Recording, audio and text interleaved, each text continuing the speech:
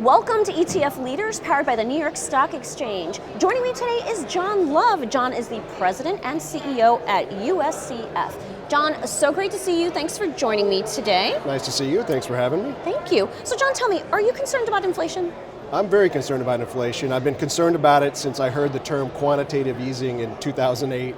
Now back then, I think the Fed engineered things correctly, and we exported a lot of inflation to China. So, we came out of that okay, and we had good growth for a decade. But now we're seeing things we haven't seen in, of course, 40 years. The inflation print this morning was the highest since 1981.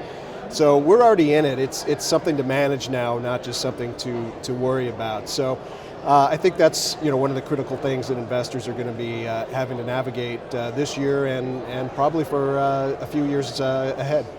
All right, so tell me, what are the biggest challenges in 2022, and how can investors manage their risk? So, again, inflation is probably one of the biggest. As a commodity guy, of course, I'd say get yourself some exposure to commodities, especially broad commodities.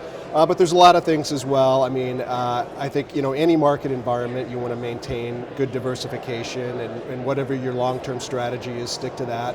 We've got a lot of uncertainty in the world today, more than I think we've had in, not just, we haven't just had inflation for these last 40 years, but I think we've got more uncertainty now, at least since the financial crisis, especially with geopolitics and all of that. So I think, sticking with a good long-term strategy, being diversified, and probably looking for exposure in a few places you may not have traditionally looked in order to keep that portfolio strong for the long term.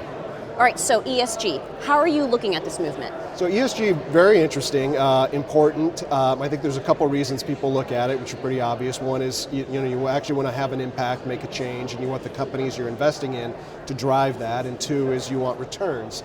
And those two don't necessarily go hand in hand. So you really have to look under the hood and see, what you're getting. Is the ESG rating, is it really meaningful for this company? Are its fundamentals strong as well? What does it mean? A lot of companies, they can make a net zero pledge for 2030, 2040, but they could be one of the worst polluters on the planet. So what are they actually doing that's having impact today? And what are they doing that's going to have impact for your returns looking ahead? So I think it's really critical to look, what does ESG mean to you? What does it mean in the investment you're making? And what else is out there that you might want to take a look at that might give you, exposure to something that really is driving change towards the future. All right, well, John, thank you so much for joining me, and that's ETF Leaders, powered by the New York Stock Exchange.